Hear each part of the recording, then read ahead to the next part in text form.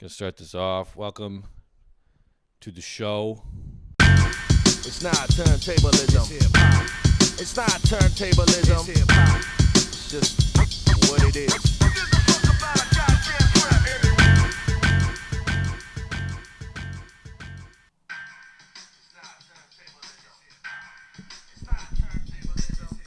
Fuck yeah, dog.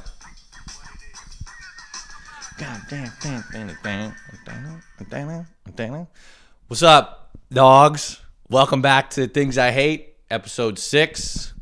Got a pretty decent show for you today. Unfortunately, it's just me. We were supposed to have a guest, but she bailed. She'll probably be on, though, in the next coming weeks, so no worries. Let me fucking just turn this off so I can focus up. Yo, big show today. We're going to get right into it. Let's not fuck around. Stand on ceremony. Hold on.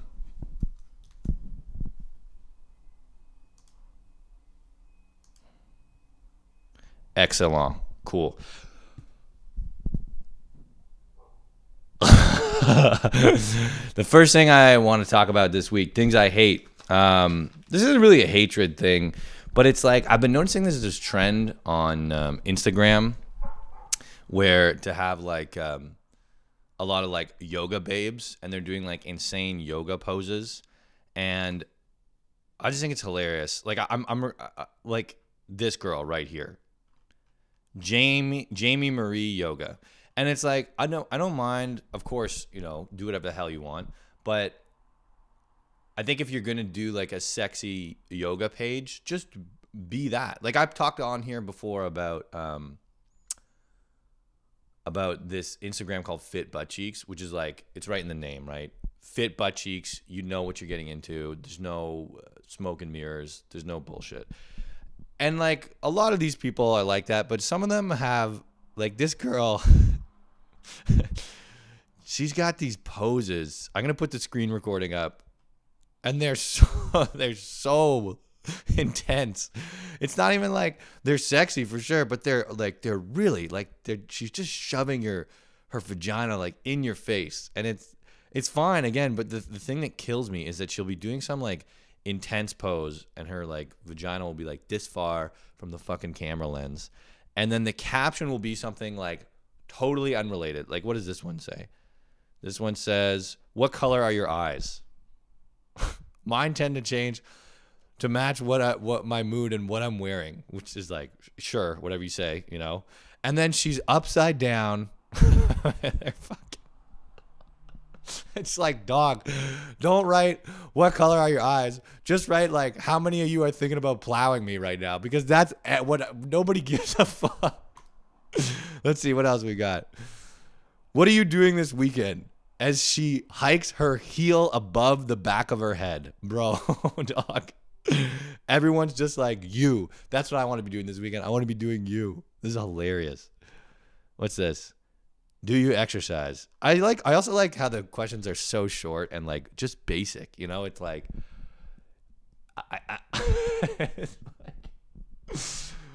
this is like, these questions are like from somebody who doesn't know how to small talk and like read how to small talk in a book, right? And the book just listed a bunch of questions. And then she's like, I'm just going to put this is an upside down. She's got like a camel toe front and center.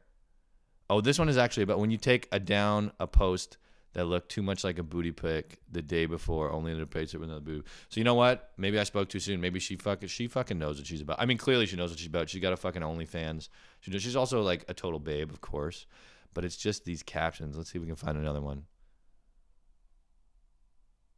Yeah, okay. That one was pretty on point. Let's see this one. Do you like the dentist? I'm on my way to a dentist appointment right now. What the It's like,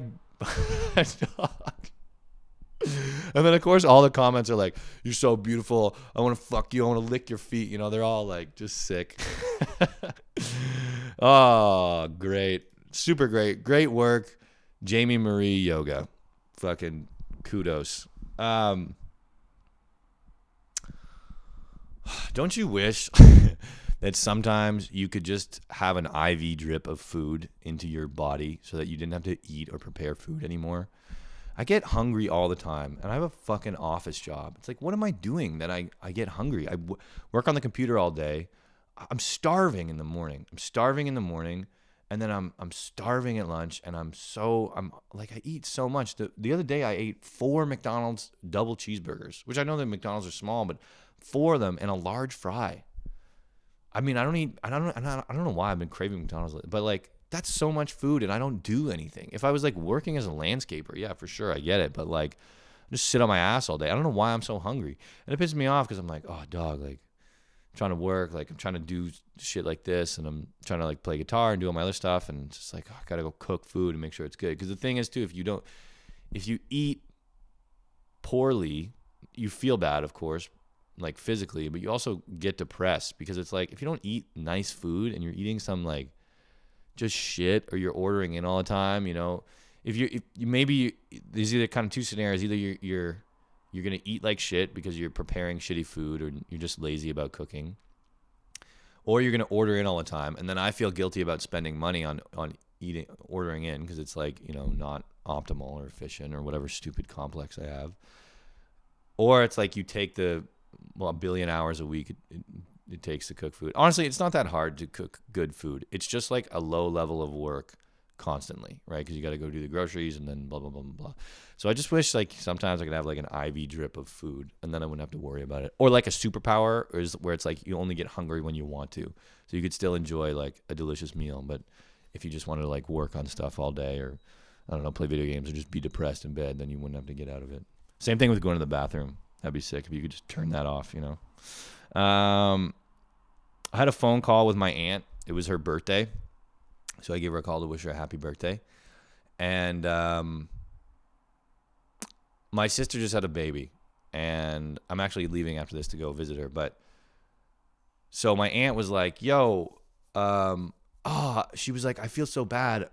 I haven't sent your sister a gift. Which is like, there's too many gift givings in our culture. Like, nobody needs all the shit you get them for them, right? Because like the majority of the time when you get a gift, it's not something that you want, you know? And so it's wasting the gift giver's time and money. It's wasting, well, you're not really getting that stuff that much wasted, but the product is probably going to get thrown out. So it's just a drag on the environment. It's just a whole unnecessary thing that is just doesn't need to be done. Like Christmas, my family kind of, we do like one gift. We do like a gift exchange, right? Where everybody gets one other person a gift instead of getting just opulence and indulgence and gratuitous spending on useless shit, you know? So my aunt was like, oh, I feel bad because I haven't given her a gift. And like, it's not like my aunt and my sister are really close. They don't have like animosity. They're just like, you know, my family is not super close with all our aunts and uncles, just c'est la vie. But anyway, so I was like, you don't, in my head, I was like, there's no reason for you to do this because, you know, you never see my sister, you don't. So she was like, oh, I need to get her a gift. Can you give me my sister's address? Can you give me her address so that I can send her a gift? And usually I would have just been like, yeah, sure. And like not given her the address and just ignored it. But I was just like, I'm trying really hard to like call shit out, you know, when I see it in my day-to-day life, like little things like this, because I think calling out little things is really important. And so my aunt said this shit, and I was like, I'm not going to send you her fucking address. Like, you don't need that shit, you know? You don't need to fucking do that. Because you don't, you know? And then she was like, my aunt was like, oh, Tom, like Denise is going through, that's my sister's name. Denise is going through a really hard, she's going to be going through motherhood for the next 10 years. And like, we need to help make it easier. And I was like, what is your shitty little gift going to do to make her life as a mother easier? What are you going to buy her like a fucking teddy bear and be like, oh, this is going to really make or break her motherhood experience? You get her a little shit card, you know? And I don't mean to like demean my aunt or like insult her. It's not about that. It's about the act that she's succumbing to, you know? You don't need to buy her a gift. If you want to help her out, text her, ask my sister, you know, as a busy mom, like, hey, can I give you a call? If she says yes, give her a call. Say, I love you. Congratulations on the baby. That's all you need to do. You don't need to get a gift. It's an empty, meaningless, capitalistic, consumeristic gesture that has no emotional meaning for anybody involved. It's ridiculous. That thing's gonna go in the garbage in like a day or two. Stupid.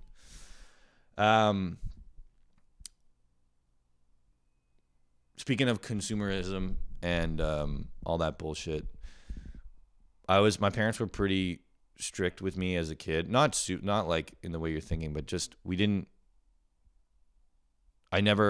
strict is too strong a word. They were like, don't beg for toys, essentially. You see a lot of people being like, oh, Ma, can I get this toy? They were like, they didn't take that shit, you know? But there was one toy in my life where I had to have it. I was like so into it. And it was Beyblades. And I begged my dad for this, and he was like not happy about it. But finally he succumbed. And we did like the only time I did like the wait in line to buy something, right? Because we go to the mall, we wait in line to get it with all the other disgusting toddlers and their shitty parents who succumb to their begging. We wait in line to get these toys. Once we get in the mall, it's a fucking free-for-all. And people are pushing, and it's disgusting, and people are buying, and there's fat moms with their drooling kids, and there's fucking poor people who shouldn't be buying this stuff, and we're there after I begged my dad like some kind of mindless commercial drone to go get this thing, and my dad is there just hating his life. It's disgusting. It was a disgusting display all around.